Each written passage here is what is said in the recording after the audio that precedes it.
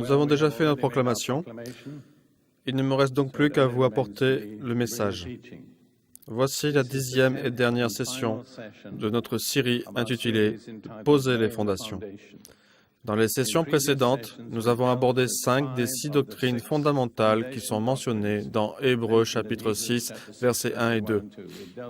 Nous avons vu la repentance envers Dieu, la foi, la doctrine des baptêmes, l'imposition des mains et la résurrection des morts. Il reste à voir dans cette dernière session la dernière doctrine fondamentale, le jugement éternel. Quand on parle de jugement, il faut bien réaliser qu'il y a 2 principales façons dont Dieu amène le jugement sur les personnes. La première, c'est le jugement sur l'histoire. La seconde est celui que nous allons aborder. Ce sont les jugements éternels. Ces jugements auxquels nous serons confrontés lorsque nous passerons de ce temps dans l'éternité. Il est important de bien distinguer ces 2 types de jugements. Sans cela, nous risquons d'être un peu troublés par ce qui pourrait être considéré comme des passages polémiques. Le premier jugement de Dieu est dans l'histoire. Et il se traduit par des bénédictions ou des châtiments amenés sur des générations, se succédant selon la façon dont la première génération a répondu à Dieu. Dans Exode, chapitre 20, versets 4 et 6, 4 à 6, nous avons un exemple très clair des jugements historiques de Dieu. Exode, chapitre 20, versets 4 à 6, qui fait partie de ce qu'on appelle les 10 commandements. Dieu dit, « Tu ne te feras pas d'image taillée ni de représentation quelconque des choses qui sont en haut dans les cieux, qui sont en bas sur la terre et qui sont dans les eaux plus bas que la terre. Tu ne te prosterneras pas devant elles et tu ne les serviras point, car moi, l'Éternel ton Dieu, je suis un Dieu jaloux, qui punit l'iniquité des pères sur les enfants jusqu'à la 3e et la 4e génération de ceux qui me haïssent, et qui fait miséricorde jusqu'à la 1000e génération de ceux qui m'aiment et qui gardent mes commandements. » Nous voyons ici que le péché de l'idolâtrie, qui est le plus grand de tous les péchés, entraîne avec lui un jugement qui s'étend sur les 3 ou 4 générations suivantes. C'est un jugement dans l'histoire. Et il existe des exemples innombrables de la façon dont ces jugements se sont exercés dans l'histoire d'Israël et d'autres nations qui ont été impliquées dans l'idolâtrie. Puis dans Jérémie, chapitre 32, Jérémie traite également de cette question du jugement de Dieu dans l'histoire. Et dans une prière qu'il fit au Seigneur, Jérémie, chapitre 32, verset 18, il a dit, « Tu fais miséricorde jusqu'à la 1000e génération, et tu punis l'iniquité des pères dans le sein de leurs enfants après eux. Tu es le Dieu grand, le puissant, dont le nom est l'Éternel des armées. » Là aussi, Jérémie dit que Dieu fait payer les iniquités des pères sur les générations suivantes. Voilà encore un jugement dans l'histoire, dans le temps. Ceci s'applique également pour les bénédictions amenées sur les justes. Dans le psaume 103, David dit, au verset 17 et 18, « Mais la bonté de l'Éternel dure à jamais pour ceux qui le craignent, et sa miséricorde pour les enfants de leurs enfants, pour ceux qui gardent son alliance, et se souviennent de ses commandements, afin de les accomplir. » Il y a une promesse de bénédiction et de justice de la part de Dieu sur les enfants des enfants, sur les générations suivantes. Ainsi, la façon dont nous nous comportons et notre relation avec Dieu affectent non seulement nous-mêmes, mais cela touche probablement aussi les générations suivantes. Ceci est très significatif et très important. Il nous faut bien le garder à l'esprit. Nous devons répondre d'une certaine façon des bénédictions et des souffrances qu'auront eues les générations suivantes. Je crois que c'est un fait avéré par l'expérience. Par exemple, un enfant né de parents alcooliques commence dans la vie avec ce qu'ils appellent 2 handicaps. Ce n'est pas de sa faute, mais le jugement de Dieu sur ses parents va naturellement se reporter sur les générations suivantes. Bien, il faut dire ces choses, mais il faut également ajouter qu'il y a un autre jugement de Dieu, que l'auteur de l'Épître aux Hébreux appelle le jugement éternel, un jugement qui affecte notre destinée dans l'éternité. Et là, les principes du jugement sont complètement différents. Ils sont annoncés par Dieu à Ézéchiel au chapitre 18, versets 1 à 4. Chapitre 18, versets 1 à 4. Ézéchiel parle, il dit, « La parole du Seigneur me fut adressée en ces mots. Pourquoi dites-vous de ce proverbe dans le pays d'Israël? Les pères ont mangé des raisins verts et les dents des enfants en ont été agacées. Vous voyez, cela signifie que les enfants souffrent des péchés de leur père. Je suis vivant, dit le Seigneur l'Éternel. Vous n'aurez plus lieu de dire ce proverbe en Israël. Voici, toutes les âmes sont à moi, l'âme du Fils comme l'âme du Père. L'une et l'autre sont à moi. L'âme qui pêche, c'est celle qui mourra. » Ici, nous ne parlons pas de jugement historique, nous parlons du jugement de l'âme de chaque individu au moment où il passe de ce temps à l'éternité.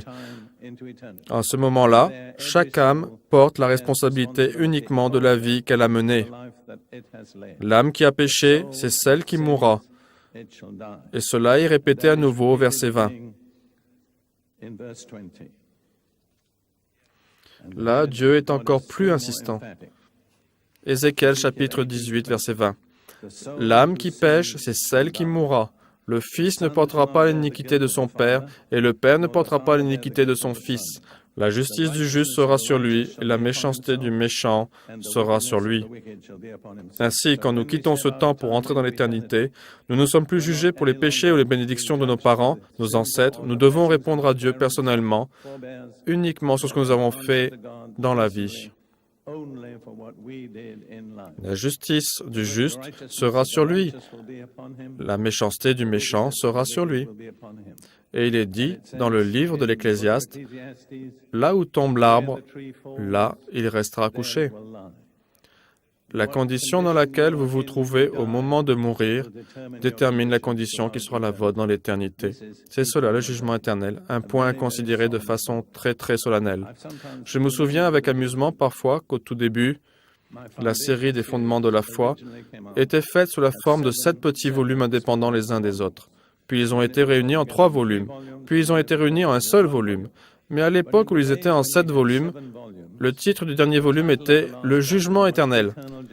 Nous pouvions voir ces livres mis à la vente pour le grand public, et les gens avaient coutume de prendre les 6 premiers, et de certaines façons, ne voulaient pas prendre le numéro 7. Ils n'aimaient pas le titre « Le jugement éternel ». Mes chers amis, que vous l'aimiez ou pas, c'est la vérité. Vous avez besoin de faire face à cette réalité du jugement éternel. Maintenant, j'aimerais aborder les 5 principes du jugement de Dieu, dont chacun est évoqué dans Romains chapitre 2. Romains chapitre 2 détaille les 5 principes du jugement de Dieu. Je lis la Bible d'abord en grec pour le Nouveau Testament, puis je lis diverses traductions. J'aime bien la version NIV. Il y a plein de bonnes choses dedans, mais quelquefois, elle s'écarte de la structure de l'original. Et si vous m'écoutez lire et que vous lisiez en même temps la version NIV, vous n'aurez pas le même résultat que si vous m'écoutez et que vous suivez la version King James. Je ne dis pas que l'une est meilleure que l'autre. Je dis que chacune a ses points forts, chacune a ses points faibles. Il n'y a aucune traduction parfaite. Quelqu'un a dit que la NIV, c'est la version presque inspirée. Je ne sais pas si vous avez déjà entendu ça. Voici les 5 principes du jugement de Dieu, tous présentés dans Romains chapitre 2. Romains chapitre 2, verset 2, « Nous savons en effet que le jugement de Dieu contre ceux qui commettent de telles choses est selon la vérité. » C'est le premier principe. Le jugement de Dieu se base sur des faits réels, pas sur des oui-dire. Je me souviens, quand le Seigneur voulait connaître la vérité au sujet de Sodome et Gomorrhe, il avait entendu des rapports terribles de la part des anges et d'autres. Mais vous vous souvenez qu'il dit à Abraham, « Je suis descendu pour voir par moi-même. » Voilà qui m'impressionne beaucoup. Dieu ne juge pas par oui-dire, il juge selon la vérité. Le deuxième principe du jugement est au verset 6, qui rendra à chacun selon ses œuvres. Nous serons jugés selon ce que nous aurons fait. C'est un principe de base qui traverse toute la Bible et qui s'applique aux croyants comme aux non-croyants. Dans 1 Pierre, chapitre 1, au verset 7, 1 Pierre, chapitre 1, verset 17, Pierre explique ce principe en l'appliquant spécifiquement aux croyants. 1 Pierre, chapitre 1, verset 17. Il parle aux croyants et il dit, « Et si vous invoquez comme Père celui qui juge selon l'œuvre de chacun, sans exception de personne, conduisez-vous avec crainte pendant le temps de votre pèlerinage. » C'est le genre de message qui n'est pas propagé publiquement dans la plupart des églises aujourd'hui. Mais Pierre dit aux croyants, gardant à l'esprit que vous serez jugés selon ce que vous aurez fait, vivez une vie pleine de respect et remplie de Dieu. N'agissez pas à la légère, ne soyez pas orgueilleux, ne soyez pas présomptueux, car vous aurez à rendre compte à Dieu un jour de tout ce que vous dites et faites. Et souvenez-vous, cela est adressé aux croyants, pas aux incroyants. Puis, dans l'Apocalypse, chapitre 20, verset 12, il est dit que tous les gens qui étaient jugés au jugement dernier étaient jugés selon ce qui était écrit dans les livres. Dieu garde donc le récit de chaque vie. Vous savez qu'à l'époque du Nouveau Testament, les livres n'étaient pas comme ceci. Ils ressemblaient plutôt à des bandes d'enregistrement.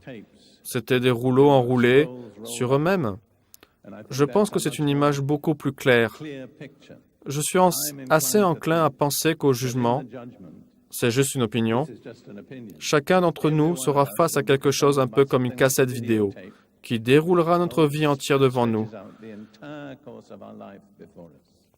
Je me souviens quand Dieu s'occupait de moi il y a 4 ans quand j'étais très malade.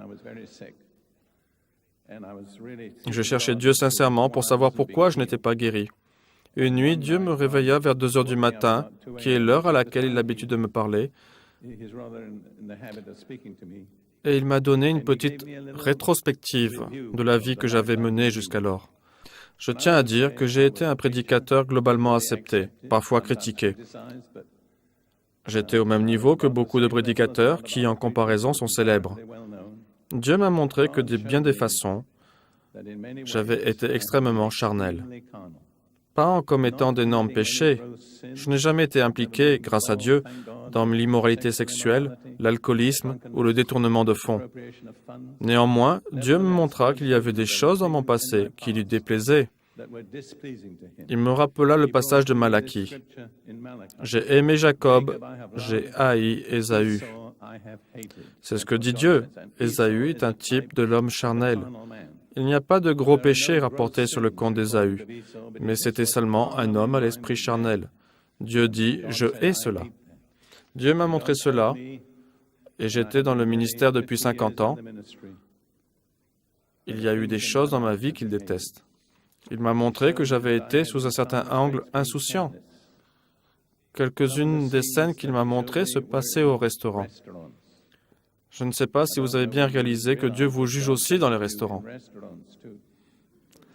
Quelqu'un avait dit, « Vous, les Américains, vous ne savez parler que d'une chose, la nourriture. » Et quelqu'un d'autre avait répondu, « Si tu veux savoir où se trouvent les meilleurs restaurants, demande à un prédicateur. » Il y a une part de vérité là-dedans, mais ce n'est pas entièrement vrai. Je ne parle que de ma propre expérience. Je commençais à réaliser ce que c'est que de passer le temps de son séjour terrestre dans la peur. Pas une peur qui vous a servi, mais une crainte respectueuse devant Dieu qui jugera tout ce que nous disons et tout ce que nous faisons. Cela est une parole de 1 Pierre. En revenant en Romains chapitre 2, le principe suivant du jugement de Dieu est présenté au verset 3. Est-ce que j'ai dit verset 3? Non, pas le verset 3. Car le fait est que ça n'est pas traduit comme je voudrais.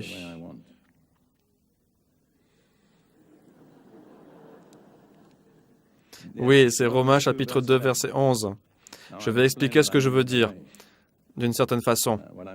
Ce que je veux dire très brièvement, il est dit, « Car devant Dieu, il n'y a point d'acception de personne. » Toutes les traductions modernes disent la même chose parce que c'est une phrase moderne. Quelquefois, je me pose la question, pouvez-vous vraiment traduire la Bible en langage moderne sans y mélanger une pensée moderne? Car le langage que tu utilises est vraiment un reflet de ce que tu penses. Vous voyez, dans la version King James, il est écrit « Il n'y a pas de respect de personne ». C'est beaucoup plus précis, car le mot partialité peut s'appliquer à n'importe qui. Vous pouvez avoir une petite personne faible, insignifiante, et être très partiel envers elle. Face à cette faiblesse, je veux l'aider, je veux vraiment faire le maximum pour elle. Mais le respect des personnes signifie que vous ne vous laissez pas impressionner par ce que la personne est en elle-même naturellement. Un homme peut être un général, un président, un évêque, mais ça ne lui donne pas le droit à un traitement particulier devant Dieu. Il est traité exactement comme tout le monde. C'est ce que cela signifie quand il est dit qu'il n'y a pas de respect de personne, particulièrement à l'attention des gens qui occupent des fonctions prééminentes dans le monde d'aujourd'hui. Très bien. Le principe suivant du jugement de Dieu, le 4e, est selon la mesure de lumière. Et Paul dit dans Romains chapitre 2, verset 12, « Tous ceux qui ont péché sans la loi périront aussi sans la loi. Et tous ceux qui ont péché avec la loi seront jugés par la loi. Si vous avez la loi, vous serez jugés par elle. Si vous n'avez pas la loi, vous ne serez pas jugés par la loi, mais vous serez quand même jugés pour ce que vous avez fait. » Et ce principe est illustré par les paroles de Jésus, dans Matthieu 11, quand il s'adresse aux principales villes de son temps qui ont refusé d'écouter sa parole. Matthieu chapitre 11, versets 20 à 24. Alors il se mit à faire des reproches aux villes dans lesquelles avaient eu lieu la plupart de ces miracles, parce qu'elles ne s'étaient pas repenties. « Malheur à toi, Chorazine, malheur à toi, Bethsaïda, car si les miracles qui ont été faits au milieu de toi avaient été faits dans Tyr et dans Sidon, il y a longtemps qu'elles se seraient repenties en prenant le sac et la cendre. C'est pourquoi, je vous le dis, un jour de jugement, Tyr et Sidon seront traités moins rigoureusement que vous. Pourquoi? Car Tyr et Sidon avaient moins de lumière. Bethsaïda et Chorazine avaient reçu une plus grande lumière et seraient jugés plus sévèrement. Vous et moi serons jugés selon la lumière dont nous avons disposé. Je voudrais dire que d'une façon générale, dans le monde anglo-saxon, il est mis à notre disposition aujourd'hui une plus grande mesure de lumière qu'à aucune autre génération précédente dans l'histoire. Nous avons des tonnes de Bibles, nous avons infiniment de livres, nous avons des cassettes audio et vidéo, nous avons des prédicateurs. Nous serons jugés à la lumière de ce que nous aurons reçu. Les critères du jugement de Dieu pour cette génération seront plus sévères car nous aurons eu plus de lumière. Jésus condamne dans le verset suivant, « Et toi, Capernaum, seras-tu élevé jusqu'au ciel? Non. Tu seras abaissé jusqu'au séjour des morts, car si les miracles qui ont été faits au milieu de toi avaient été faits dans Sodome, elles subsisteraient encore aujourd'hui. C'est pourquoi je vous le dis, au jour du jugement, le pays de Sodome sera traité moins rigoureusement que toi. » Vous voyez, le jugement est selon la lumière. Plus vous recevez de lumière, plus sévère sera le jugement. Et comme je l'ai dit précédemment, je le dis à chacun d'entre vous, ainsi qu'à moi-même, il n'y a probablement jamais eu une génération de chrétiens qui ait bénéficié d'une lumière comme celle dont nous disposons aujourd'hui. Gardez cela en mémoire. Ce sera la mesure de notre jugement. Et finalement,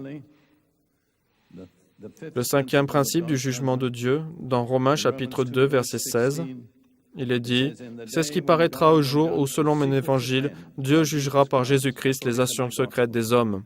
Ainsi, Dieu ne va seulement pas juger nos actes visibles, il jugera nos pensées les plus secrètes et nos motifs et nos attitudes. » Je crois qu'il est juste de dire que Dieu attache une grande importance à nos motivations. Deux personnes peuvent réaliser le même ouvrage, mais leurs motifs peuvent être totalement différents. Et quand Dieu les jugera, il prendra en compte leurs motivations. Nous allons poursuivre avec les étapes du jugement. Et comme je le comprends, il y aura 4 phases principales successives du jugement. La première aura lieu devant le trône du jugement de Christ. Le mot grec « béma » désigne la plateforme sur laquelle les dignitaires romains s'asseyaient pour rendre leur jugement. Ponce Pilate s'était assis sur son béma quand Jésus apparut devant lui pour être jugé. Ce jugement ne concernera que les chrétiens, que les croyants. Revenons à 1 Pierre, chapitre 1, verset 17. Je ressens que Dieu veut que je relise ce passage. 1 Pierre, chapitre 1, verset 17. Et si vous invoquez comme Père celui qui juge selon l'œuvre de chacun, sans acception de personne, conduisez-vous avec crainte pendant le temps de votre pèlerinage. C'est écrit pour nous. Nous invoquons le Père.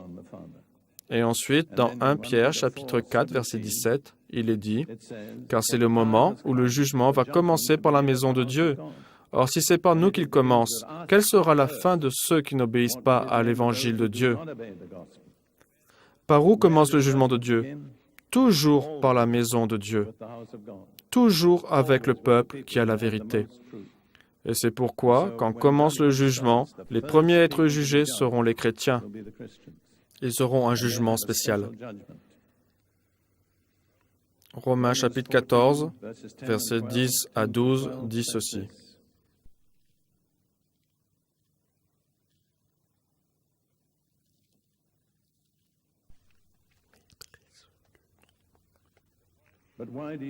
Mais toi, pourquoi juges-tu ton frère? Ou toi, pourquoi méprises-tu ton frère? Puisque nous, les chrétiens, comparaîtrons tous devant le tribunal, Béma, de Christ. Car il est écrit, « Je suis vivant, dit le Seigneur, tout genou fléchira devant moi, et toute langue donnera gloire à Dieu. Ainsi chacun de nous rendra compte à Dieu pour lui-même. » Et souvenez-vous qu'il n'y a qu'une seule personne au nom de laquelle vous devrez rendre compte, c'est vous-même. Vous n'aurez pas à rendre compte pour moi ou pour votre pasteur, et vous perdez beaucoup de temps à juger les autres, certains d'entre vous, au lieu de vous juger vous-même. La seule personne pour laquelle vous aurez des comptes à rendre, c'est vous-même. Et ça, vous devrez le faire. Donc, Paul dit que chacun d'entre nous devra rendre compte pour lui-même à Dieu, c'est-à-dire chacun de nous, chrétiens. Et ensuite, dans 2 Corinthiens, chapitre 5, il retourne au même thème. 2 Corinthiens, chapitre 5, verset 10. Car il nous faut, nous chrétiens, tous comparaître devant le tribunal de Christ, afin que chacun reçoive selon le bien et le mal qu'il aura fait, étant dans son corps. Il est dit que nous devons tous comparaître, mais le grec dit que nous devons tous être manifestés. Il n'y aura aucun secret, tout sera entièrement exposé, rien ne sera caché.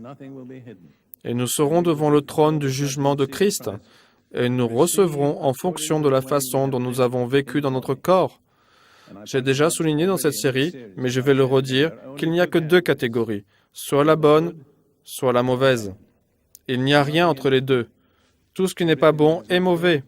Jésus a dit très clairement, « Celui qui n'est pas avec moi est contre moi. » Il n'existe pas de zone neutre. Jésus a exclu la neutralité. Il y a beaucoup de membres dans les églises qui ménagent la chèvre et le chou. Savez-vous ce que cela signifie de ménager la chèvre et le chou? Refuser de s'engager. Ils ne sont ni d'un côté ni de l'autre. Ils ne font pas ce qui est bien, mais ils refuseraient de reconnaître que c'est mal. Je fais ce commentaire parfois quand le Saint-Esprit vient dans une église. L'une des premières choses qu'il fait, c'est d'électrifier le chou et la chèvre. Vous devez bondir. Alors, soit d'un côté, soit de l'autre. C'est pourquoi beaucoup de gens ne veulent pas accepter le Saint-Esprit. C'est parce qu'il abolit leur neutralité. Il n'y a pas de neutralité avec le Saint-Esprit. Ce que nous devons dire, c'est qu'il y a 5 aspects de ce jugement. Je vais les passer brièvement en revue. Il est individuel. Chacun d'entre nous rendra compte pour lui-même. Il portera sur les choses faites dans notre corps, la façon dont nous avons vécu quand nous étions dans notre corps. Il n'y a que 2 catégories, la bonne et la mauvaise. 1 Jean chapitre 5 verset 17 dit « Toute iniquité est un péché. Tout ce qui n'est pas juste est un péché. » Cette idée s'est glissée dans la pensée des gens et en a trompé beaucoup. Il n'y a pas de neutralité. Le principe suivant est qu'il n'est pas fait pour condamner. Ceci est très très important. Nous serons jugés, mais nous ne serons pas condamnés si nous sommes d'authentiques croyants, des croyants sincères en Jésus.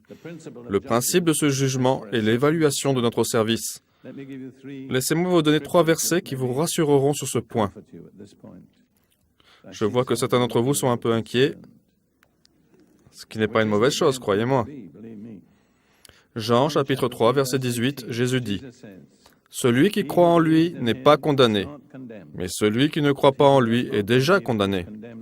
Si donc nous sommes de vrais croyants en Jésus, nous serons jugés, mais pas condamnés. » Et puis ensuite, il dit à nouveau, dans Jean chapitre 5, verset 24, « En vérité, je vous le dis, c'est la façon la plus emphatique qu'utilise Jésus pour s'exprimer.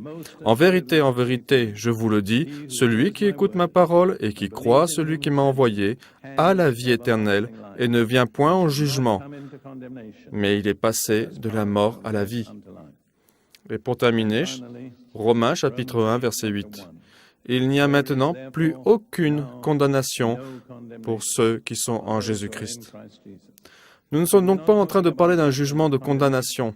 Nous sommes en train de parler d'un jugement qui évalue le service que vous offrez à Jésus dans votre vie.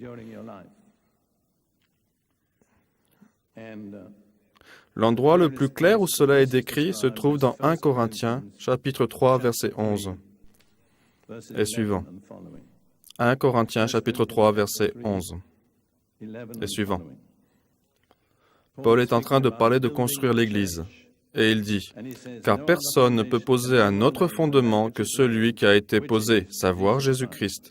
Or, si quelqu'un bâtit sur ce fondement, avec de l'or, de l'argent, des pierres précieuses, du bois, du foin, du chaume, l'œuvre de chacun sera manifestée. Car le jour le fera connaître, parce qu'elle se révélera dans le feu, et le feu éprouvera ce qu'est l'œuvre de chacun. Si l'œuvre bâtie par quelqu'un sur le fondement subsiste, il recevra une récompense. Si l'œuvre de quelqu'un est consumée, il perdra sa récompense. Pour lui, il sera sauvé, mais comme au travers du feu. » Et la version NIV dit, « Comme quelqu'un qui échappe aux flammes. » Voilà l'essence du jugement des chrétiens. D'abord, il faut construire sur le fondement de Jésus-Christ. Il n'y a pas d'autre fondation. Ensuite, nous devons déterminer quelle est la valeur du service que nous avons offert. Les choses qui sont faciles à acquérir peuvent être offertes en grande quantité, du bois, du foin, du chaume, mais elles brûleront toutes.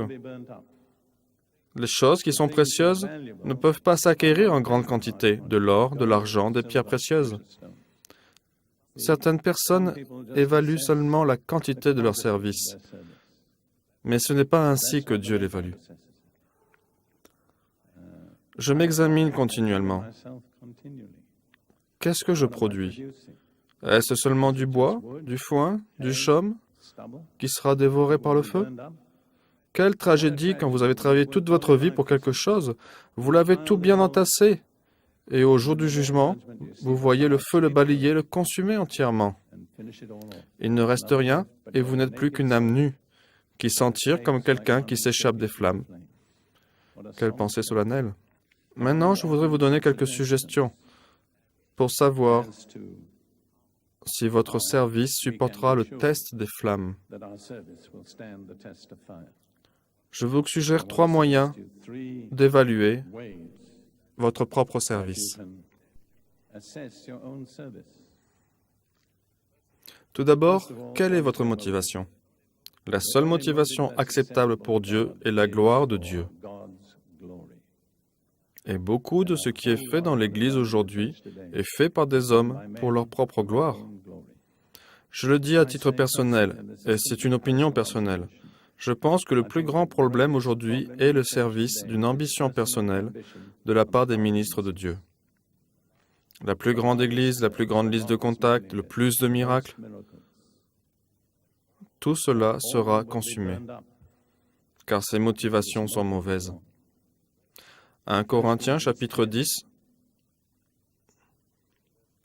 verset 31, Paul dit, « Soit donc que vous mangiez, soit que vous buviez, soit que vous fassiez quelque autre chose, faites tout pour la gloire de Dieu. » Il n'y a qu'une seule motivation acceptable pour le service, c'est la gloire de Dieu.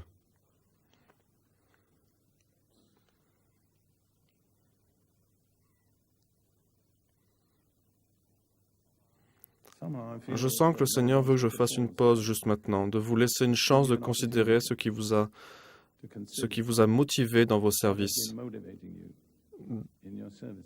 dans votre service pour lui. Vous voyez, Paul dit que vous devez être renouvelé dans votre esprit, dans Romains chapitre 12, verset 1. Je pense que la différence entre l'esprit renouvelé et l'esprit non renouvelé, c'est la chose suivante. L'esprit non renouvelé fait face à une situation, il se demande « Qu'est-ce que je peux tirer de ça ?» L'esprit renouvelé dit « Où Dieu en tirera-t-il de la gloire ?» C'est un changement radical de motivation. Je trouve que cela s'applique très bien au mariage. Je crois que beaucoup de mariages ne sont pas heureux, parce que les gens arrivent avec un esprit non renouvelé. L'attitude de chacun est « Qu'est-ce que je vais en retirer? Est-ce que ça me rendra heureux ?» C'est quasiment la recette pour un mariage raté. La bonne motivation, c'est « Qu'est-ce que je peux donner ?»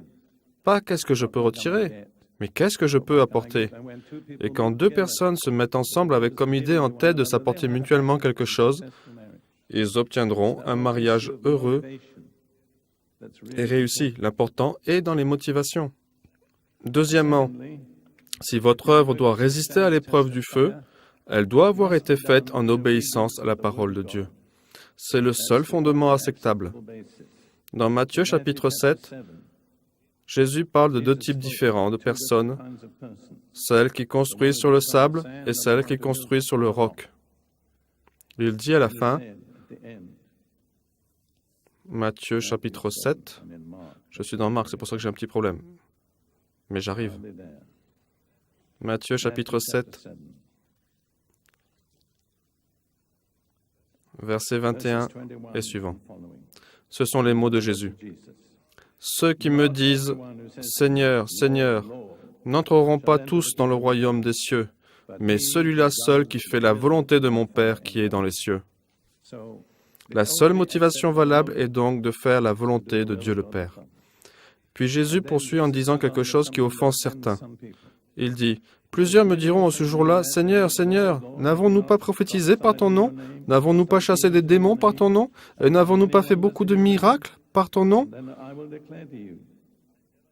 Alors je leur dirai ouvertement, je ne vous ai jamais connus. Retirez-vous de moi, vous qui commettez l'iniquité. » J'ai par la grâce de Dieu eu le privilège de chasser énormément de démons. J'ai vu se réaliser bon nombre de véritables miracles. J'ai souvent prophétisé. Je tiens à vous dire que mon expérience du ciel n'est fondée sur rien de tout cela. Et quiconque le fait court un grand danger. Il n'y a qu'une exigence essentielle pour les cieux, c'est de faire la volonté du Père qui est dans les cieux. Jésus dit à ses faiseurs de miracles, « Éloignez-vous de moi, vous qui pratiquez l'iniquité. » Vous savez, beaucoup d'entre eux sont une loi pour eux-mêmes. Ils font en fin de compte ce qu'ils ont envie de faire. Ils prennent ce qu'ils peuvent prendre et méprisent les grands principes centraux de la parole de Dieu. Je pourrais en parler des heures, mais ce ne sera probablement pas très profitable. Mais je dois dire, j'ai récemment écrit une lettre au sujet de Balaam. Cette histoire de Balaam m'a tellement impressionné. Voilà un homme avec des dons prophétiques miraculeux, des paroles de connaissance et des paroles de sagesse. Il a donné des prophéties dans le livre des Nombres, aussi belles que n'importe quelle prophétie concernant la destinée d'Israël. Et pourtant, il est mort, exécuté par le peuple d'Israël. Savez-vous quel était son problème? Il est mentionné 3 fois dans le Nouveau Testament. Il y est dit clairement que la motivation de Balaam était l'amour de l'argent. Cela lui a coûté son âme. Et vraiment, nous devons nous interroger pour savoir si dans l'Église d'aujourd'hui, nous ne sommes pas motivés par l'amour de l'argent. Ruth et moi, nous avons un passage de l'Écriture qui dit « Nous ne sommes pas tant que cela à colporter la parole de Dieu pour du profit. » C'est une déclaration étonnante, n'est-ce pas? C'était à l'époque de Paul. Paul dit que beaucoup de gens font du profit sur le dos de l'Évangile. Ce sont nos motivations que Dieu recherche. La 3e exigence, c'est la puissance dans laquelle nous opérons. Dans Romains chapitre 15, versets 18 à 19, Paul dit car je n'oserais mentionner aucune chose que Dieu n'ait pas faite pour moi, pour amener les païens à l'obéissance, par la parole et par les actes, par la puissance des miracles et des prodiges, par la puissance de l'Esprit de Dieu. Paul dit, rien de ce que j'ai fait ne mérite d'être mentionné, excepté ce que le Saint-Esprit a fait à travers moi. C'est la seule puissance acceptable pour le ministère. C'est la puissance du Saint-Esprit. Laissez-moi vous rappeler les 3 exigences pour que votre œuvre passe le test du feu.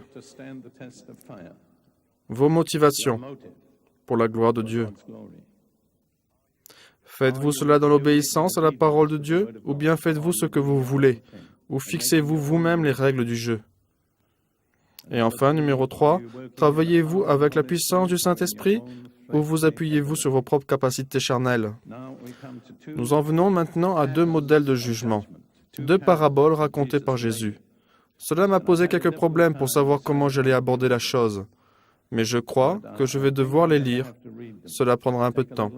La première est la parabole de la mine. M-I-N-E. La mine est simplement une mesure. C'était une mesure d'argent. Cette parabole se trouve dans Luc 19. Luc 19. Dans d'anciennes versions, elle était intitulée la parabole de la livre. La mine était une toute petite somme d'argent.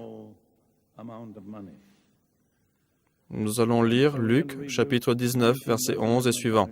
Ils écoutaient ces choses et Jésus ajouta une autre parabole parce qu'il était près de Jérusalem et qu'on croyait qu'à l'instant le royaume de Dieu allait paraître. Il dit donc, un homme de haute naissance en alla dans un pays lointain pour se faire investir de l'autorité royale et revenir ensuite. Autrement dit, il ne sera pas de retour avant longtemps. Il appela 10 de ses serviteurs, leur donna 10 mines et leur dit, « Faites-les valoir jusqu'à ce que je revienne. » C'est-à-dire, faites-les fructifier. Mais ses concitoyens le haïssaient et ils envoyèrent une ambassade après lui pour dire « Nous ne voulons pas que cet homme règne sur nous. » Lorsqu'il fut de retour, après avoir été investi de l'autorité royale, il fit appeler auprès de lui les serviteurs auxquels il avait donné l'argent, afin de connaître comment chacun l'avait fait valoir. Dieu va nous demander de rendre compte de notre service à chacun d'entre nous. Le premier vint et dit, « Maître, ta mine a rapporté 10 mines. » Il lui dit, « C'est bien, bon serviteur, parce que tu as été fidèle en peu de choses, reçois le gouvernement de 10 villes. » Ainsi, la fidélité dans notre service sur cette terre déterminera notre position dans l'éternité, les responsabilités que nous serons capables de tenir dans le royaume de Dieu. Le second vint et dit, « Seigneur, ta mine a produit 5 mines. » Il lui dit, « Toi aussi, sois établi sur 5 villes. » Mais il n'a pas dit, « C'est bien, fidèle serviteur. » Il y a eu un degré moindre de délégation de pouvoir. Un autre vint et dit, « Seigneur, voici ta mine, que j'ai gardée dans un linge, car j'avais peur de toi, parce que tu es un homme sévère. Tu prends ce que tu n'as pas déposé, tu moissonnes ce que tu n'as pas semé. » Il dit, « Je te jure sur tes paroles, méchant serviteur, tu savais que je suis un homme sévère. Prenant ce que je n'ai pas déposé et moissonnant ce que je n'ai pas semé. Pourquoi donc n'as-tu pas mis mon argent dans une banque, afin qu'à mon retour je le retirasse avec un intérêt? » Puis il dit à ceux qui étaient là, « Ôtez-lui la mine et donnez-la à celui qui a les 10 mines. » Ils lui dirent, « Seigneur, il a 10 mines. » Ils pensaient que c'était vraiment injuste de voir celui qui en avait déjà 10 en recevoir une de plus. Mais Jésus poursuit, « Je vous le dis, on donnera à celui qui a, mais à celui qui n'a pas, on ôtera même ce qu'il a. » Maintenant, écoutez bien, car la plupart ne pensent pas de cette façon. Mais ça, ce n'est pas la fin de la parabole, il y a encore une phrase. « Au reste, amenez ici mes ennemis qui n'ont pas voulu que je régnasse sur eux, et tuez-les en ma présence. » C'est Jésus le juge, pas Jésus le sauveur, mais Jésus le juge. Rappelez-vous, la même personne qui est le Seigneur est aussi le juge. Il sera autant exhaustif et efficace en tant que juge qu'il le fut en tant que sauveur. Est-ce que votre idée de Jésus inclut cet aspect? Ou bien faites-vous partie de ceux qui disent « Gentil Jésus, doux et débonnaire. Loué soit Dieu, c'est vrai, mais ce n'est pas toute la vérité. Il existe une autre face de Jésus. Il est le juge aux yeux comme des flammes de feu, une épée à 2 tranchants sortant de sa bouche, une voix comme le bruit de grandes eaux, et les pieds comme du bronze dans la fournaise. » Et quand Jean, le rédacteur de l'Apocalypse, le rend compte sous cet aspect, il tomba à ses pieds comme mort. Voilà qui m'impressionne. Jean, qui avait la relation la plus proche avec Jésus de tous les disciples, il s'était couché sur sa poitrine lors du dernier souper. Il était l'un de ceux à qui Jésus s'était révélé sur la mer de Galilée et avec qui il avait petit déjeuner. J'aime bien cela, soit dit en passant. J'aime bien le fait que Jésus ait préparé le petit déjeuner pour ses disciples. Quoi qu'il en soit, voilà ce même Jean qui avait connu le Seigneur si intimement, confronté à Jésus en tant que juge, et le voilà qui tombe comme mort à ses pieds. Je pense que quelque chose de ce genre-là devrait arriver dans l'Église. Je pense que l'Église qui a vécu une relation copain-copain avec Jésus devra être confrontée à Jésus en tant que juge. Je ne crois pas que cela nous ferait le moindre mal de tomber comme mort à ses pieds. Ce serait une bonne leçon que nous aurions besoin d'apprendre.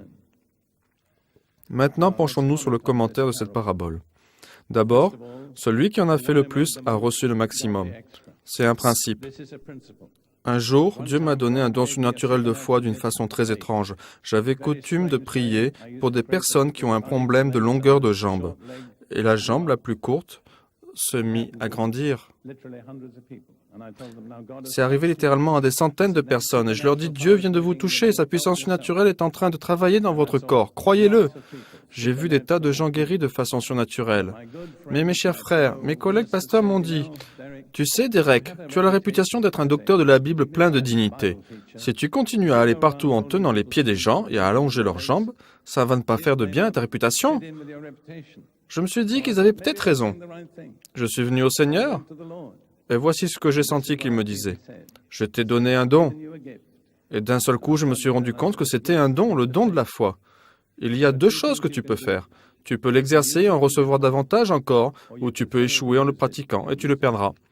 J'ai pris la décision à cet instant de la pratiquer, d'en recevoir encore plus. Et je peux dire à la gloire de Dieu que j'en ai reçu davantage. Mais souvenez-vous, quel que soit le don que vous ayez reçu, il y a deux choses que vous pouvez faire. Vous pouvez le pratiquer et en recevoir plus, ou échouer en le pratiquant et le perdre. Souvenez-vous que, comme j'ai déjà eu l'occasion de le dire, votre service dans cette vie détermine votre position dans l'éternité. L'homme qui avait 10 mines a reçu le gouvernement de 10 villes. Celui qui avait 5 mines a reçu le gouvernement de 5 villes. C'était dans la proportion exacte de leur fidélité dans cette vie présente. Notez bien, Jésus n'a pas dit « c'est bien un bon et talentueux serviteur ». Il a dit « c'est bien un bon et fidèle serviteur ». Certains d'entre nous mettent trop souvent l'accent sur le succès et pas assez sur la fidélité. C'est un privilège de voir les œuvres magnifiques de Dieu dans ce que nous appelons les terres des missions étrangères. Nous pourrions nous vanter un peu en disant « c'est merveilleux, non ? Des milliers de personnes viennent à mes séminaires. Mais Dieu m'a montré ceci. N'oublie pas, il y a une génération avant toi qui a vu peu de fruits, mais ils ont travaillé, et tu es entré dans leur travail. Ne te fais pas une trop haute opinion de toi-même. Je respecte les pionniers. Je respecte ceux qui ont travaillé et qui ont donné leur vie. Quand les premiers missionnaires sont arrivés en Afrique de l'Est, 4 sur les 5 moururent, alors qu'ils n'étaient que là que depuis quelques mois. Ils ne virent aucun fruit. Mais ils furent des graines tombées dans le sol qui ont produit du fruit plus tard. Je vous le dis comme je le pense. Le seul vrai danger que nous rencontrons, c'est l'orgueil. Vous connaissez l'histoire de cet homme ? Je ne devrais pas vous raconter cette histoire, mais cet homme, à qui on décerna la palme de l'humilité et à qui on dut la lui ôter parce qu'il a boré sur lui. Alors, laissez tomber votre premier prix d'humilité, après ce que je viens de vous raconter. Un mot encore. L'homme qui n'avait rien fait du tout, Jésus lui dit, « Peut-être n'avais-tu pas la capacité de faire des bénéfices par toi-même, mais tu aurais pu la faire fructifier par une banque, et j'aurais retiré mon argent avec un intérêt. » Cela me montre que ce n'est pas toujours mal de recevoir un intérêt. Ça peut l'être dans certains cas, mais pas toujours. Comment cela peut-il s'appliquer pour vous et moi ? Que pouvez-vous faire ? Nous pourrions dire, « Je n'ai pas un grand ministère, je ne suis pas prédicateur, je ne suis pas administrateur, je n'ai pas beaucoup de talent. Qu'est-ce que je peux faire ? » Mettez-le à la banque. Qu'est-ce que ça veut dire ? Voilà comment je le vois. trouvez un ministère qui porte vraiment du fruit. Examinez-le bien, testez-le et investissez en lui. Ça, c'est mettre son argent à la banque. Vous recevrez les intérêts quand le Seigneur reviendra. Amen. Maintenant, tournons-nous vers l'autre parabole, qui lui est très semblable, quoique un peu différente, la parabole des talents. Elle se trouve dans Matthieu, chapitre 25, versets 14 à 30. Matthieu, chapitre 25, versets 14 et suivants. Il en sera comme d'un homme qui, partant pour un voyage, appela ses serviteurs et leur remit ses biens. Il donna 5 talents à l'un, 2 à l'autre et 1 au troisième, à chacun selon sa capacité, et il partit. Notez qu'avec la parabole des mines, chacun avait reçu une seule mine. Mais avec celle des talents, l'un en a reçu 5, l'autre 2, et le dernier un seul. Et il les leur distribua selon leur capacité. Je veux que vous compreniez que Dieu vous donne des talents en accord avec ce qu'il vous sait capable de faire. Si vous pouvez utiliser 5 talents, il vous en donnera 5. Si vous ne pouvez en utiliser que 2, il vous en donnera 2. Et si vous ne pouvez en utiliser qu'un, il ne vous en donnera qu'un. C'est selon vos capacités que sera déterminée la mesure de ce qu'il vous donne. Puis il dit, « Aussitôt, celui qui avait reçu les 5 talents s'en allant, les fit valoir, il gagna 5 autres talents. De même, celui qui avait reçu les 2 talents en gagna 2 autres. Celui qui n'en avait reçu qu'un alla faire un creux dans la terre et cacha l'argent de son maître. Longtemps après, le maître de ses serviteurs revint et leur fit rendre compte. Frères et sœurs, le Seigneur revient et il fera rendre les comptes à vous, à moi. Celui qui avait reçu les 5 talents s'approcha en apportant 5 autres talents, et il dit, « Seigneur, tu m'as remis 5 talents, voici, j'en ai gagné 5 autres. » Son maître lui dit, « C'est bien, bon et fidèle serviteur, tu as été fidèle en peu de choses, je te confierai beaucoup. Entre dans la joie de ton maître. » Remarquez le même principe, ce que vous faites dans ce monde détermine ce que vous ferez dans l'éternité. Celui qui avait reçu les 2 talents s'approcha aussi et il dit, « Seigneur, tu m'as remis 2 talents, voici j'en ai gagné 2 autres. » Son maître lui dit, « C'est bien, bon et fidèle serviteur, tu as été fidèle en peu de choses, je te confierai beaucoup, entre dans la joie de ton maître. » On trouve ici un principe différent, l'un 5 talents et l'autre 2, mais les recommandations de départ étaient exactement les mêmes pour l'un comme pour l'autre. En d'autres termes, ce qui compte, c'est le pourcentage que Dieu regarde. Si vous en avez reçu 5, il en attend 100% de rendement. Ce sera 5. Si vous en recevez 2, il en attend 100%, c'est-à-dire 2. Il sait de quoi vous êtes capable, et il ne vous demande pas plus que ce que vous pouvez donner. Poursuivons. Celui qui n'avait reçu qu'un talent s'approcha ensuite et il dit, « Seigneur, je savais que tu es un homme dur qui moissonne où tu n'as pas semé et qui amasse où tu n'as pas vanné. J'ai eu peur et je suis allé cacher ton talent dans la terre. Voici, prends ce qui est à toi. » Son maître lui répondit, « Serviteur méchant et paresseux. » Je souligne que la paresse est assimilée à de la méchanceté. La plupart de nos églises n'accepteraient pas les ivrognes. Elles diraient qu'ils ne peuvent trouver place dans la congrégation. Beaucoup de nos églises acceptent les paresseux. Mais du point de vue de Dieu, je suis sûr que la paresse est pire que l'ivrognerie. D'après moi, c'est comme ça que Jésus évalue les choses. Comprenez-moi bien, je ne suis pas en train d'absoudre l'ivrognerie. C'est un péché, mais je pense que pour Dieu, la paresse est un péché plus grave encore. Jésus dit, « Serviteur méchant et paresseux. » Tu savais que je moissonne où je n'ai pas semé, et que j'amasse où je n'ai pas vanné. Il te fallait donc remettre mon argent au banquier, et à mon retour, j'aurais retiré ce qui est à moi avec un intérêt.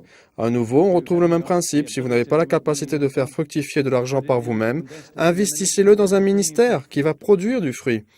Ôtez-lui donc le talent et donnez-le à celui qui a les 10 talents. Remarquez, c'est celui qui a qui reçoit. Car on donnera à celui qui a, et il sera dans l'abondance. Mais à celui qui n'a pas, on ôtera même ce qu'il a. Et le serviteur inutile, jetez-le dans les ténèbres du dehors, où il y aura des pleurs et des grincements de dents. Voilà une phrase qui est utilisée plusieurs fois dans le Nouveau Testament. Il y aura des pleurs et des grincements de dents. J'ai regardé où elle se trouvait et j'en suis arrivé à la conclusion qu'elle n'est utilisée que pour les gens qui étaient tout proches du but. Ils avaient tout pour atteindre le but. Il ne s'agit pas des personnes qui étaient tout à fait extérieures à cela et ne savaient rien de Dieu. Mais il s'agit des gens qui ont baigné dedans toute leur vie, qui savaient tout ce qu'il faut savoir et sont restés en dehors. Il y aura des pleurs et des grincements de dents. Il y aura cette amertume immense de se dire « J'aurais pu faire cela. J'en ai eu tant de fois la possibilité, mais je ne me suis jamais rendu disponible pour ça. Maintenant, je suis jeté à l'extérieur, dans les ténèbres du dehors. » Terrible.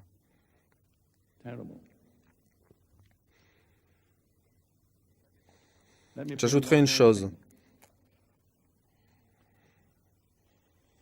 Les personnes qui furent rejetées étaient celles à qui l'on avait confié le moins, la personne qui avait un seul talent. Je trouve que cela se vérifie dans l'Église. Fondamentalement, les personnes qui ont beaucoup de capacités feront quelque chose avec. Les personnes qui sont simplement douées en feront quelque chose également. Mais ceux qui n'ont qu'un seul talent se calent bien sur leur siège et disent « Je ne suis pas très doué, je ne peux pas faire grand-chose, alors je ne ferai rien. » Ils seront rejetés, ils seront jetés dehors. Je veux m'adresser à certains d'entre vous. Je ne cherche pas à vous identifier, mais vous êtes des personnes avec un seul talent. Vous avez sous-estimé vos capacités et vous avez dit « Je n'ai pas grand-chose, je ne peux pas faire grand-chose. Dieu ne me demande pas grand-chose de moi. » Si, Dieu exige la fidélité que vous ayez reçue beaucoup ou peu. J'ai prêché cela dans notre église à Fort Lauderdale, sur les personnes qui n'ont qu'un talent. Et j'ai demandé que les personnes qui pensaient n'avoir qu'un talent, non encore exercé, se manifestent. Le résultat fut un choc. La moitié de l'Église se manifesta. Je me suis rendu compte que c'est un des problèmes majeurs que l'on rencontre chez beaucoup de croyants. Je n'ai qu'un seul talent. Qu'est-ce que je peux faire avec ça? Je ne vais rien faire. Jésus n'acceptera pas cela. Il l'a dit, tu aurais pu le mettre à la banque. Ton unique talent. Tu aurais pu l'investir dans un ministère qui rapporte vraiment du fruit. Et de cette façon, beaucoup de ce fruit aurait été porté à ton crédit. L'un des gros problèmes que nous avons, Ruth et moi, c'est d'arriver à trouver quelqu'un pour nous servir. Nous ne sommes pas ambitieux, nous ne voulons pas l'imposer autoritairement aux gens, mais si nous voulons accomplir notre ministère, celui que Dieu nous a assigné, il nous faut des personnes pour nous servir tout simplement. Et vous savez, les personnes les plus difficiles à trouver dans l'Église aujourd'hui sont celles qui ont envie de servir. Nous avons trouvé quelques personnes merveilleuses. Nous les avons rencontrées ici. En fait, nous nous sommes réunis avec 3 personnes qui nous avaient servi à des époques différentes. Chacune d'entre elles avait été fidèle. Mais nous avons eu tellement de problèmes avec des personnes qui voulaient leur propre ministère. Cela ne les satisfait pas d'investir dans un autre ministère. Et du coup, ils passent à côté de tout. Ils n'ont pas leur ministère propre et ils ne reçoivent pas le bénéfice de l'investissement qu'ils ont fait dans un autre ministère. Bien-aimés qui n'avaient qu'un seul talent, levez les yeux. Vous êtes en danger. Vous pourriez bien entendre ces mots. Jetez le serviteur inutile dans les ténèbres du dehors. Il y aura des pleurs et des grincements de dents. Maintenant, tirons quelques principes de ces paraboles. Numéro 1. Notre service dans cette vie détermine notre position dans la prochaine vie. Numéro 2. Ne pas utiliser son talent équivaut à le perdre. Numéro 3. Ne pas faire le bien quand vous pourriez le faire est un péché. Jacques, chapitre 4, verset 17. Celui donc qui sait faire ce qui est bien et qui ne le fait pas commet un péché.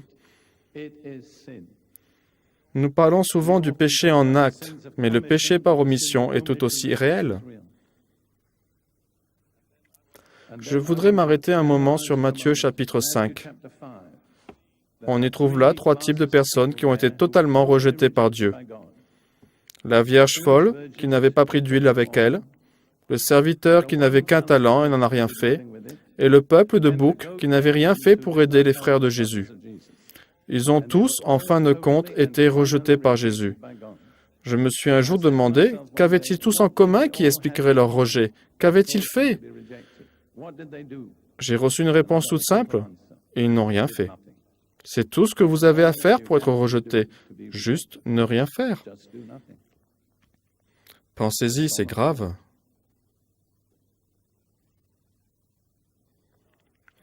Nous allons nous dépêcher pour aborder les autres jugements.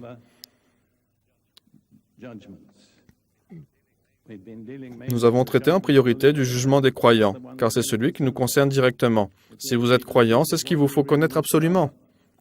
Le prochain jugement sera, je le crois, le jugement d'Israël.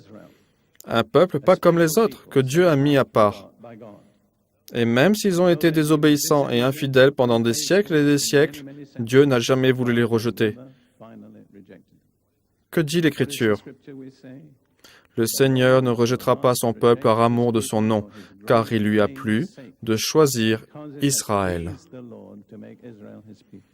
Ce que Dieu fait pour Israël ne doit rien au mérite d'Israël, mais seulement au nom du Seigneur, afin que son nom soit glorifié. Dieu va s'occuper d'Israël d'une manière très particulière. Et voici un principe concernant la bénédiction et le jugement que je tiens à vous transmettre. Dieu bénit les Juifs directement, mais il bénit les gentils à travers les Juifs. Ceux d'entre vous ici qui sont des gentils ne doivent pas l'oublier. Toutes les bénédictions spirituelles que nous avons reçues, nous les devons au peuple juif. Jésus a dit dans Jean chapitre 4, verset 22, « Le salut vient des Juifs ». C'est une déclaration toute simple. Chaque bénédiction spirituelle que vous avez reçue au moment du salut, vous le devez à un seul peuple, le peuple juif. Dieu s'attend à ce que vous gardiez cela en mémoire et que vous agissiez en conséquence. Mais quand vient l'heure du jugement, Dieu frappe les gentils directement. Il juge les Juifs par les gentils. Je vais répéter cela. Dieu bénit les Juifs directement. Il bénit les gentils au travers des Juifs. Dieu juge les gentils directement. Il juge les Juifs à travers les gentils. Quand vous considérez les centaines d'années de l'histoire juive, Dieu a constamment utilisé les nations pour les juger à cause de leur désobéissance et leur infidélité. Le prochain jugement sera donc le jugement d'Israël à travers la grande tribulation. Nous ne lirons qu'un passage de l'Écriture, en Jérémie, chapitre 30, versets 3 à 7. Jérémie, chapitre 30, versets 3 à 7.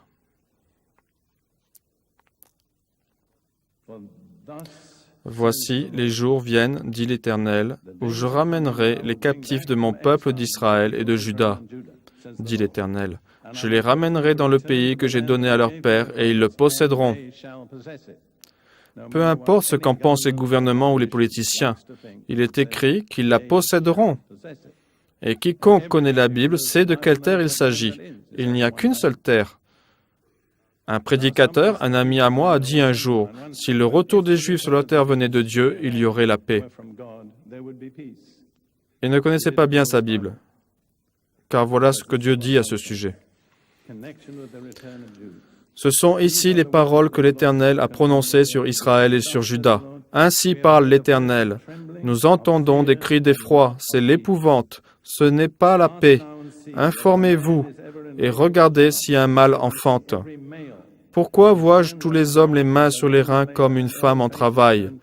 Pourquoi tous les visages sont-ils devenus pâles? Le peuple juif va bientôt affronter la pire pression qu'il ait jamais connue de son existence. Elle aura lieu après leur retour sur leur terre. Malheur, car ce jour est grand. Il n'y en a point eu de semblable. C'est un temps d'angoisse pour Jacob, mais il en sera délivré. Remarquez bien qu'il n'est pas dit sauver d'eux, mais délivrer d'eux. Et alors, Dieu s'occupera du jugement du peuple juif. À la fin de la tribulation, leur jugement aura eu lieu. Puis Dieu jugera les autres nations. Joël, chapitre 3, versets 1 et 2. Le temps passe, je dois me dépêcher. Joël, chapitre 3, versets 1 à 2. Car voici en ces jours, en ce temps-là, quand je ramènerai les captifs de Juda et de Jérusalem, remarquez que ceci se réfère à la même période, le retour du peuple juif sur sa terre, Dieu dit, « Je rassemblerai toutes les nations et je les ferai descendre dans la vallée de Josaphat. Là, j'entrerai en jugement avec elles au sujet de mon peuple d'Israël, mon héritage, qu'elles ont dispersé parmi les nations, et au sujet de mon pays, qu'elles se sont partagées. » Dieu dit donc que quand il aura terminé avec les Juifs, il s'occupera des gentils. Il les jugera sur une seule base, la façon dont ils auront traité les Juifs. C'est étonnant, mais c'est ainsi. Dieu a deux motifs d'accusation. Premièrement, ils ont oppressé le peuple juif. Deuxièmement, ils ont divisé ou partagé leur terre. Dieu dit, « C'est ma terre, je l'ai donnée à Israël. » Et aucune autorité humaine ou gouvernement n'a le droit de diviser cette terre. Qu'est-ce qui se passe aujourd'hui? Exactement ce que Dieu a dit qu'il ne devait pas se faire. La terre a été partagée, elle est en train de l'être, et elle le sera encore probablement. Mais quand Dieu entrera en jugement, il jugera les nations qui ont découpé cette terre. Malheureusement, en tête de liste, il pourrait mettre la Grande-Bretagne. Car la Grande-Bretagne était responsable du mandat qui, à la fin de la Seconde Guerre mondiale, avait autorisé à fournir une terre au peuple juif. Et en 1922, la Grande-Bretagne, par un acte unique de Winston Churchill, donna 76% de cette terre à la nation arabe qui est aujourd'hui la Jordanie. Et aucun juif n'a le droit de s'y implanter. Et les 24% restants ont été divisés. Mais tous devront rendre compte de cela quand Jésus reviendra. Si vous lisez dans Matthieu chapitre 25, le jugement des nations, les nations de brebis qui sont invitées à entrer dans un royaume, les nations des boucs qui sont renvoyées du royaume et jetées dans une punition éternelle. Le motif premier qui détermine le tri, c'est la façon dont ils ont traité les frères de Jésus. Je le dis car c'est vraiment important, car Israël est un facteur essentiel dans les affaires du monde aujourd'hui.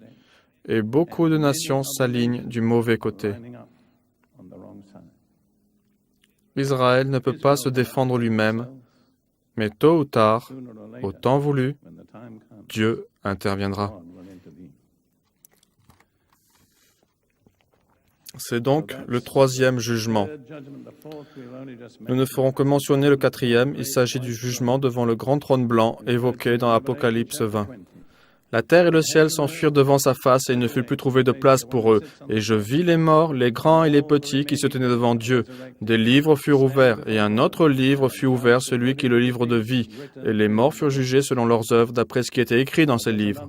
Mais il existe un autre livre, grâce à Dieu, qui s'appelle le livre de vie. Et ceux dont le nom se trouve écrit dans le livre de vie entreront dans l'éternité avec Dieu. Les autres seront bannis éternellement de la présence de Dieu. Voilà donc les 4 principaux jugements. Numéro 1, le trône du jugement de Dieu, un jugement qui ne concerne que les croyants.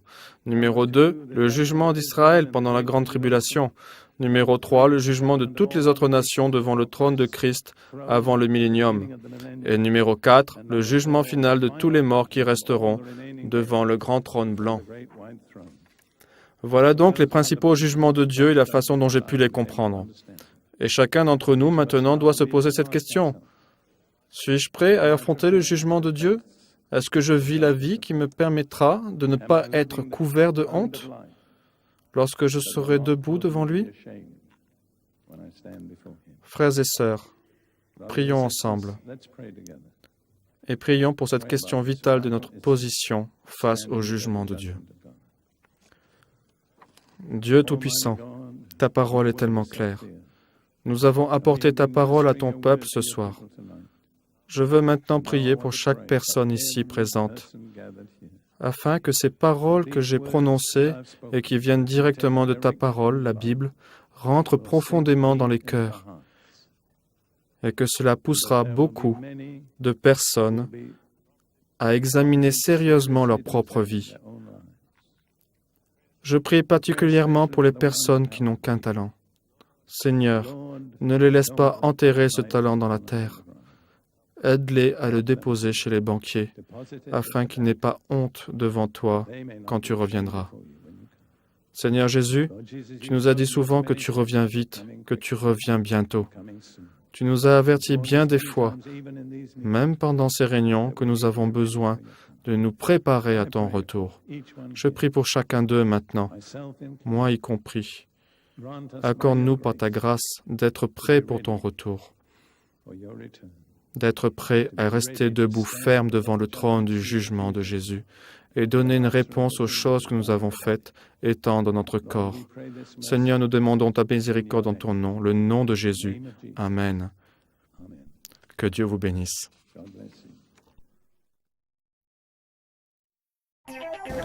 Bonjour, j'espère vraiment que ce message de Derek Prince a été une bénédiction pour vous.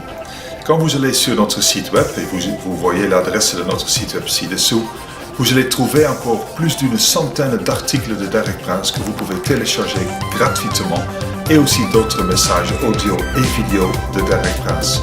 Vous pouvez aussi vous inscrire gratuitement sur la méditation que vous pouvez recevoir gratuitement tous les jours également sur notre site web.